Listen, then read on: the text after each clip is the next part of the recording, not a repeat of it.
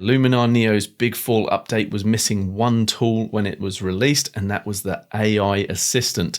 Well, it's finally here, and I want to take a look and see, does that spell the end of educational channels like mine showing how to edit photos in Luminar Neo? Like you, I've literally only just got hold of this tool, so let's explore how we can actually use this new tool to enhance and improve our editing experience. If you have an active subscription for Luminar Neo, you'll have access as part of the latest update, or if you purchased your lifetime license for Luminar Neo prior to the Big Fall update, you will of course need the upgrade pass. I'll put a link to it along with a discount code in the video description, so you can grab that if you're interested. But for now, let's check out the AI assistant. So you can find the AI assistant in the bottom right hand corner of Luminar Neo's interface, but only either in the edit section, the preset section, but not the catalog section. So you need to open up a photo, come to edit, and then you'll see the AI assistant, which we can click on. So with our very first glance at it, it's telling us that we can use two different types of prompts to get different results. So we have an action prompt, and that tells the AI assistant what we want to achieve. So for example, at a very basic level, enhance this photo, or we can ask questions of it, such as, how do I remove distractions? So we can either click in the text box and tell the AI to do something like brighten the photo. We can either click enter or click this arrow here. Alternatively, we have some quick prompts such as enhance this photo, which we can just click on right there. Now the AI assistant starts its thinking process, and this is done in the cloud. So you do need an active internet connection to use this tool. And now you can see that we have three options of the photo that have come back to us. And I've specifically chosen this photo as a comparison because previously I edited this photo in a last video, and I'm really interested to see what the AI assistant chooses as an enhancement. So you can see that we have three different options for the enhancement. The first one quite dark and moody, not bad. The second one is much more oversaturated. And the third one, which is probably my preference, yeah, not a bad starting point. Thankfully, I wouldn't call this a complete edit. And as you can see from the version that I edited in our previous video, my version is still creatively very different from what the AI assistant has presented to me. But here's the cool thing. As I click to expand the actual window so we can see in a little bit more detail what's going on, it describes what it's done in Edit 1, in Edit 2, and in Edit 3. But if we choose to go with edit number 3, and we're curious as to what has actually gone on to take the photo from this original raw photo, and incidentally it can work on raw or JPEG, doesn't matter the size of the photo either, but basically the AI has applied a series of tools to create this look. So relatively minimal, just 4 tools along with an initial develop raw. So here we go. You can actually go through and see what it's done to create the look. So I'm just going to click through the enhance AI, the landscape, and the color. And that allows you to go in and analyze each tool and go, okay, what is going on here? What has the AI done to create a specific look? And then you can come in and further refine the look if you want to. So for example, if we felt like the shadows were just getting a little bit too dark during this initial development process, we can just boost those up accordingly. And then when we jump to the top of the stack again, the edit takes that adjustment into account. Okay, let's take a look at another photo as an example. Now I'm in a landscape catalog here, and you can see from these examples that my processing is very stylized, and to get a photo to a finished level like this, I find it very doubtful that the AI assistant is going to be able to do that, particularly not with just one request. So let's take a look at another example of a photo that I've worked on in another video, and I'll put up on screen what I finished up with as part of my edit for that video. And now let's have a look what the AI assistant can come up with. This time, rather than going for one of the out-of-the-box prompts, I'm going to be more specific, asking the AI assistant to enhance the rock formation and make the sunrise appear more dramatic. Let's have a look what it does for us. Okay, again, we've got 3 options to choose from, and I'm just going to click through and see what it's done. Okay, first of all, what is going on with this pink sun here? Very odd indeed. I also find the foreground still very underexposed. Let's try option number 2. So I've clicked on that. There's just a slight delay as the series of editing tools that actually make up this look are applied to our raw photo. So now we go from before to after. So we've certainly brought out a lot more detail in the foreground, and it's probably taken that enhance the sunrise suggestion quite literally, and we are very orangey right now. Or number 3 is keeping with more of a color accurate approach. And if I toggle the before and the after, this one's probably my preference. But again, I wouldn't use this as a finished photo, but I could certainly use this as a starting point. And one of the things I do actually really love about this particular tool, if I close it down and we just look at the individual editing tools that the assistant has applied, we are able to just work our way through and figure out, kind of backward engineer what's gone on. Okay, what's it done here? Well, it's done structure AI with an amount of 1. If I toggle the before and after, it's almost inconsequential, right? But it can give us a good Kickstarter for a direction we want to go. So the structure AI here, because it was so minimal with the amount it applied, I might say, you know what, I want more of this and I want it just over the rocks. And one thing I'm noticing at the moment is that any tool that's applied, it's not utilizing any masking. So perhaps that will come later, but for now, if we want to actually mask an effect over something, so the rocks, for instance, we still need to use the traditional masking methods. If I jump out of that, there we can see structure AI on the rocks.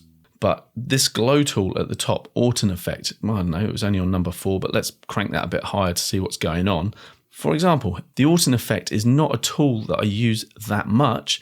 In actual fact, if I look at the before and after, I really like this as a tool addition on the top of the stack. So the AI assistant is actually helping me from a point of view of just giving me a nudge and saying, hey, don't forget about this tool. This is a pretty useful tool inside Luminar Neo. You don't normally use it, but it's pretty useful for this landscape edit, and that may just be the reminder I need for that tool. So it's very good for giving you ideas for creative direction, and also very good for helping you to understand tools and sequences of tools to create edits. However, it's not all sunshine, lollipops and rainbows. There are some issues that I've found already. I think 𝗨𝘶𝗶𝗏 must hate me because they create and release these new tools that they're obviously very proud of, and then I go about trying to pick holes and basically break the tool. So let me show you the limitations that I've found so far. So I have this sequence of photos I shot at Sydney Harbour Bridge, and I actually showed in another edit how I took this photo and creatively created this version here with reflections and all. And I'm sure, again, the AI assistant is not going to be smart enough or creatively intelligent enough to get me to this place. It doesn't know what I want. It can only make suggestions. But anyway, I found that the suggestions it made for this particular photo, so I wanted to get rid of these walkers here. Now, I guess I could have been more specific, but I just clicked on the how to remove distractions button. And it said to me, I recommend 𝗏𝗡𝗏𝗏 to remove the distracting power line across the sky. Use remove power lines for precise wire removal. Now, as you can see, there are no power lines in the sky. My thought is that it's getting confused with the support rods of the bridge and potentially thinking that they may be power lines. It's then also making an assumption that I might want to smooth out the texture and imperfections of the stone embankment in the foreground. Well, I don't. What I want to do is remove these guys here, and I know for a fact that the erase tool is not going to do a good job of that. So I'm going to bluntly ask the AI assistant to erase the walkers. And let's see what it does. I don't think it's going to be able to do it, but if it can, I'll be very impressed. All right, it's come back with 3 edit options for me, just like previously. So it's just basically completely ignored the fact that I wanted to remove the walkers and instead looked at how it can enhance the existing photo. So in terms of actually applying specific tool-based edits, it currently seems to be limited to global adjustments. So as it can't just do it for me, I'm going to ask, how do I remove the walkers in the foreground? For me, this is an ideal use case for generative arrays, but here we go. It's offered me up arrays. I recommend arrays to remove the distracting foreground walkers.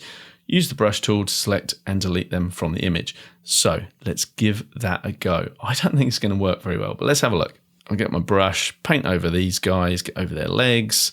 I should probably get their shadow as well, but for the sake of this quick example, I'm not going to worry about that. I'm just going to click arrays. And let's see whether Luminar Neo's basic arrays tool that is non-generative, let's see what kind of job it does. And as you can see, it's got itself all confused. I mean, you can see what it's trying to do. It's just everything's misaligned. So in this case, the AI assistant has given us an option for a solution which does not work. To be honest, I think we'd get a better result if we were to use the clone tool and paint in a bit of cloning from somewhere else in the brickwork. So my option of the clone tool or the generative arrays tool is going to give us a better result than what Luminar Neo's AI assistant suggested. So it looks like I'm not going to be closing my channel down just yet. So this is a JPEG image, so we don't have access to the lovely rich raw data that would normally be able to bring back all the detail in the shadow and the highlights.